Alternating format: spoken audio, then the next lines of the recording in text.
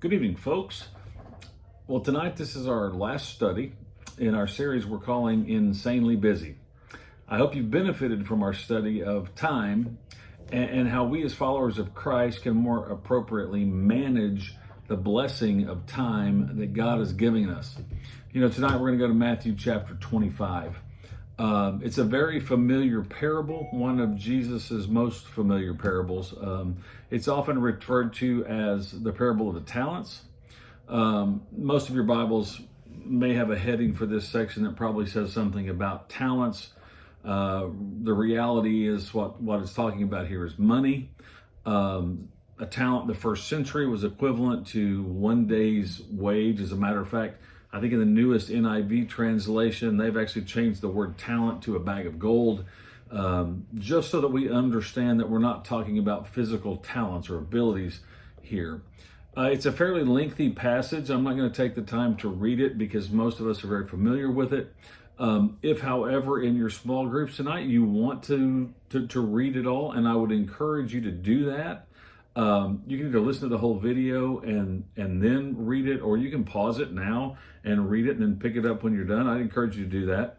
But go ahead and do that. But there's just a few things that I want to point out from this as it relates to our stewardship of time in this, our last look at this issue of time. The kind of Cliff Note version of the parable is simply this. A master is going away on a journey. He calls 3 of his servants in. To one, he gives 5 bags of gold, 5 talents. To another, he gives 2. To another, he gives 1. His gold, his prerogative. His money, his prerogative.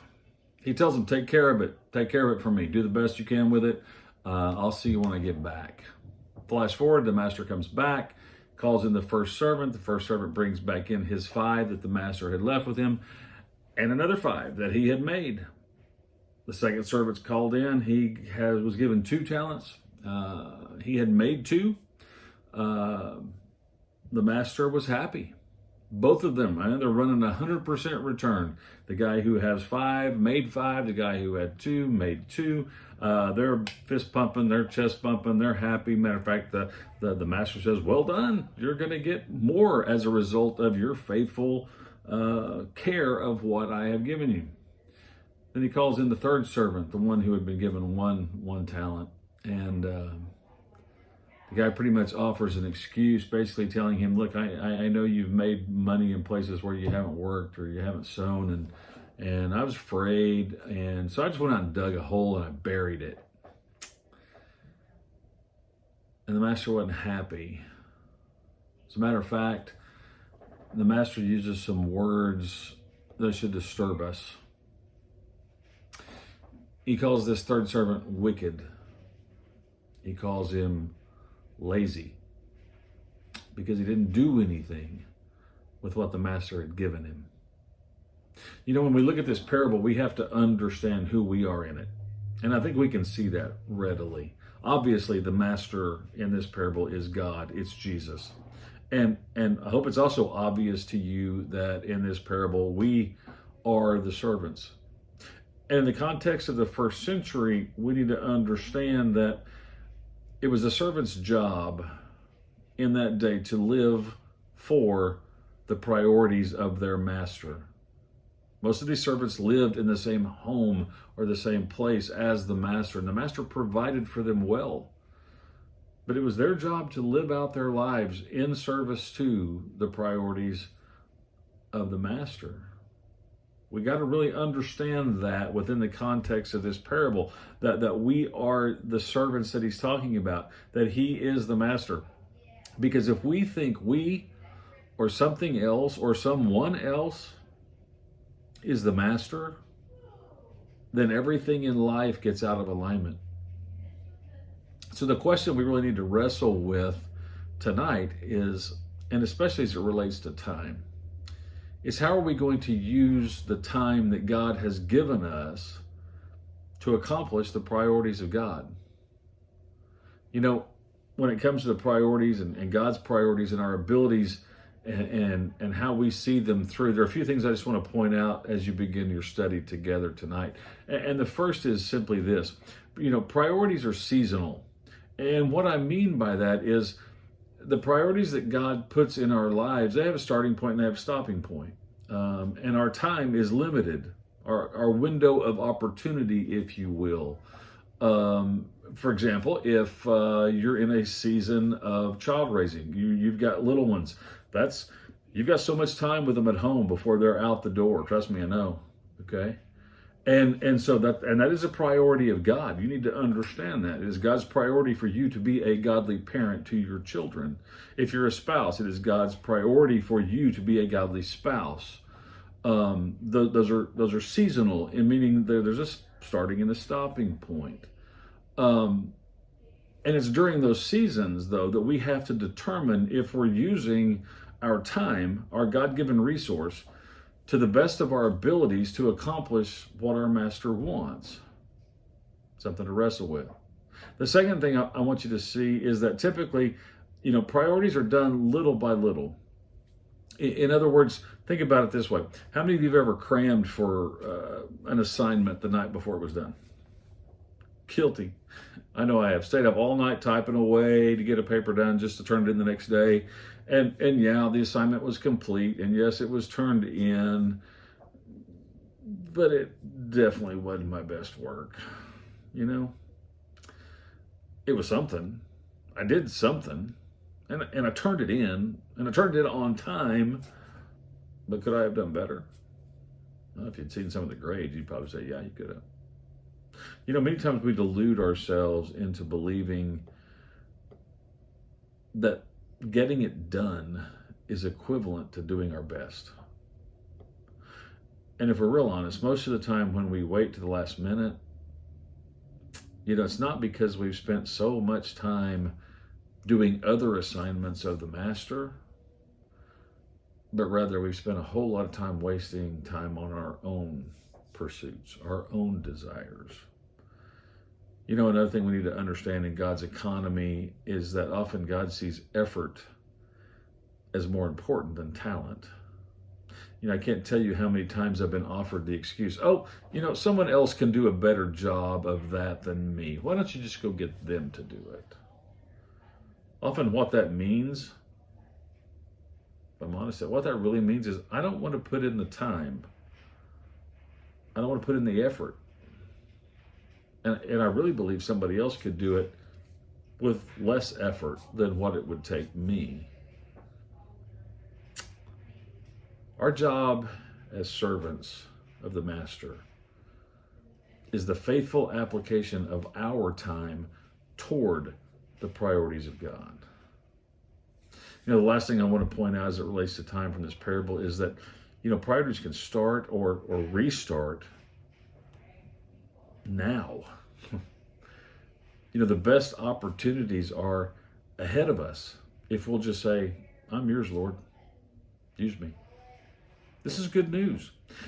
Because it means it's not too late for anyone. It reminds me of another parable that Jesus told in Matthew chapter 20.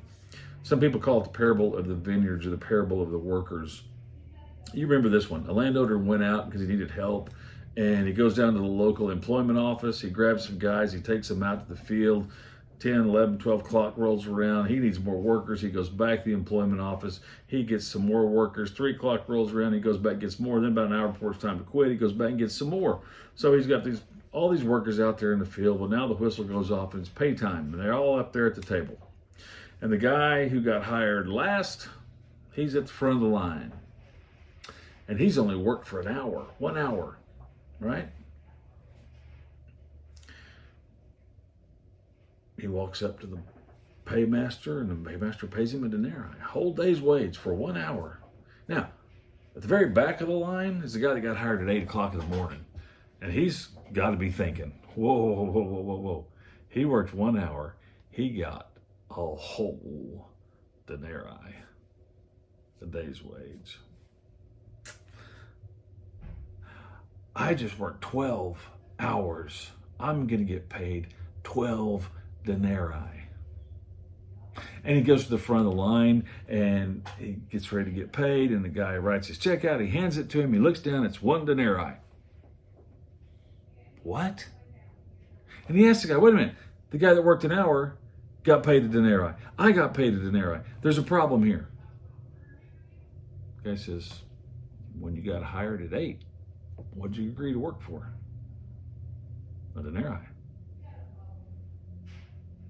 Okay. How much did you get paid? A denarii. Okay. Can't the master pay whoever he wants to pay, whatever he wants to pay them? Yeah, he can.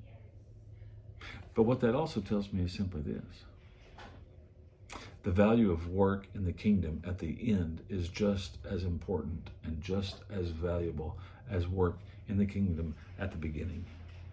So no matter where you are in that spectrum, the priorities that God has aligned for you to do in your life are valuable and they are important. Kind of reminds me of the Apostle John.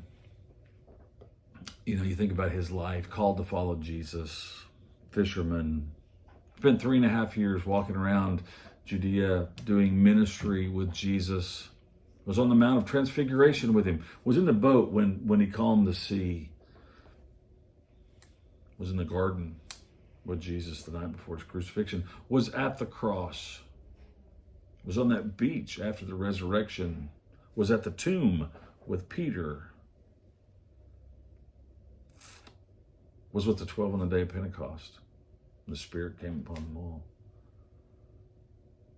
Began the church in Jerusalem, became a missionary to foreign lands, wrote the Gospel of John when he was 50, 60, 70 years old, wrote 1st, 2nd, 3rd John.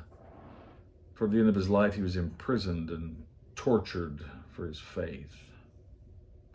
And towards the end of his life, he's sentenced to live out his days in exile on the island of Patmos. Many people would think he'd done enough. You know, now it's time to sit back and take it easy. It's time for them youngins to take care of stuff now. Although make no mistake about it, Patmos was no resort community, okay? The island was a mining colony as well as a penal colony, and I'm sure life there was hard. But most likely at the age of 90 or around, God begins a new season in John's life. And he gives him the task of watching and recording and writing that wonderful vision of the book of Revelation that has provided so much encouragement to so many Christians throughout history, 2,000 years or more. You know, as we wrap this study of time up, I know you're all busy. And believe me, this has not been an attempt to guilt anyone or make anyone feel bad about the busyness of your life. But I do hope that through this study, you may have begun to maybe evaluate your life and your time. Maybe through what we've studied, you can begin the process of reorienting your time in ways that will make the Master happy when he returns and asks for an accounting of the gifts we've been given. And you know, one of the greatest gifts God gives us is time. God bless.